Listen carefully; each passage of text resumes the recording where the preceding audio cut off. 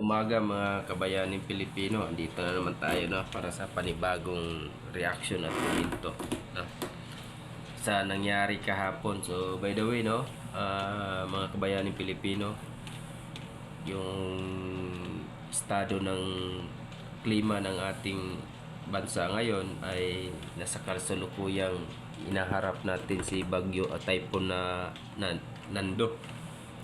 So mayroon po siyang bugso na 185 kilometers per hour. So malakas-lakas din, kaya sa ngayon dito sa area namin malakas na hangin, tapos pabugso-bugso na ulan. So kaya nga sa uri ng trabaho natin, kaya kailangan natin kumayod para sa pamilya. Pero yun nga lang, ang nakakasaklap is sa kunting barya talaga na ating ipinunla dyan sa benepisyo, sa ating benepisyo para sa kalusugan, ay ninanakaw lang ng mga buaya sa gobyerno. So masama man yung naging kahapon, gawa nung nagkaroon ng di maiwasan na protesta, nagkaroon ng riot sa Minjula ng mga kabataan, yung mga Gen Z. Yun po ang pinaka masaklap na pangyayari. So sa awa ng Diyos, buti na agapan at hindi na lumaki pa ang gulo kagaya sa Nepal, mga kabataan din ang nanguna sa protesta. Pero ito lang ang pinagtaka ko kahapon kasi ng umaga, yung mga kabayan black na tinatawag natin. Kasi bakit nagiging tahimik sila? Para bang umiiwas sila sa sa panawagan na Marcos resign. So since si Marcos naman ang utak, punot dulo nitong lahat na pangyayari na nagkaroon ng corruption sa pundo ng kaban ng bayan.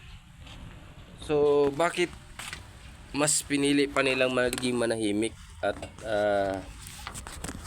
palabasin na masama pa yung mga Duterte? Ganito lang kasi yan. Yung mga representative ng bawat party list dyan sa Makabayan Black, nakikinabang din kasi yan sila sa corruption eh. Sa totoo lang, kung naalala nyo, yung si Castro na ng party list, the Brosas, tuwang-tuwa pa sila nakikipag-anuhan pa kay Speaker Romualdez dati nung binanata nila si Inday Sara. Tapos ngayon, sa tingin mo ba hindi sila nakikinabang at wala silang sharing doon? Meron. Kaya dito mo hindi mo maarok sa isip mo na makabayan ka, tapos nagiging pro Marcos ka at the end. Bakit meron?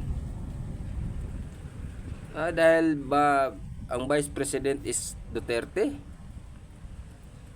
Napaka-estupido. They called themselves as Makabayan Black, pero hindi ka nagpo-protesta against sa corruptions. You protest them na magpo-pro ka,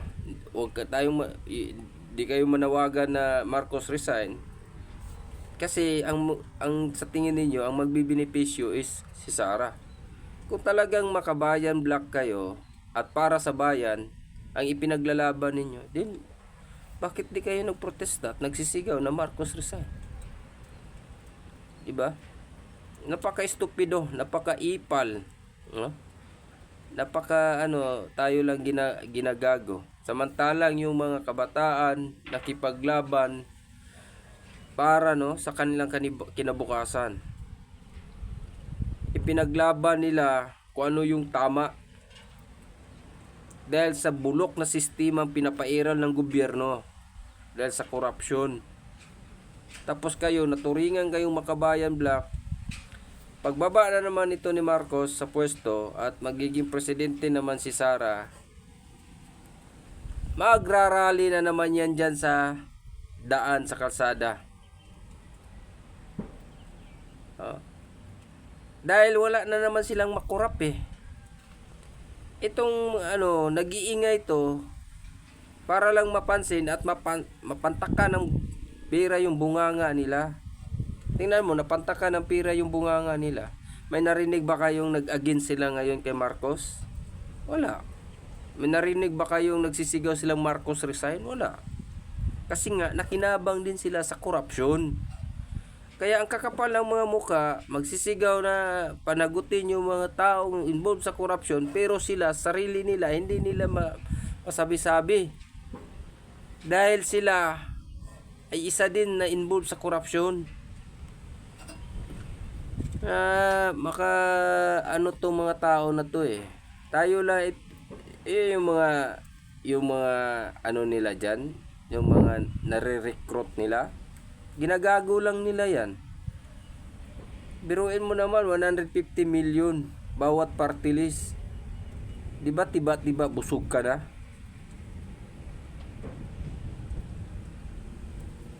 Yan lang naman, diba? Tingnan mo, di na sila masyadong nagingay.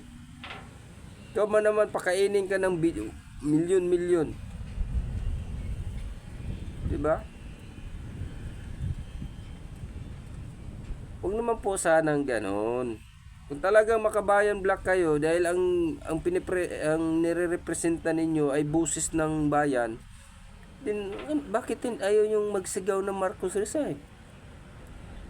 Yan naman ang punot dulo eh. Wala itong korupsyon na to kung naging lang ang presidente. Strong leader. No? Hindi yung ganito. Kaya nga tayo mantong sa ganito. Tapos kawawa ngayon yung mga kabataan. Wala naman silang ibang iniisip kundi ang kanilang kinabukasan. Dahil nga nilalamon kinakain ng mga buhayang politiko yung pera na instead para sa kanila, para sa edukasyon, sa kalusugan ng ating kababayan. Pero anong ginawa? Ayun, sa sariling bulsa ng mga politikong buaya sa gobyerno. Pero ito lang ang pinagtaka natin, bakit itong mga Makabayan Black talagang parang pinupuri pa nila si Marcos at ginagawang hero. Mga tarantado, di ba? Kaya di na tayo magtaka kung bakit bumaliktad itong mga Makabayan Black na to. Dahil nga nakinabang din sila sa korupsyon sa gobyerno eh. So hanggang dito na lang mga kabayaning Pilipino, lagi po tayong mag-ingat, lagi po natin ipanalangin ang ating kaligtasan sa Poong May Kapal. God bless to all.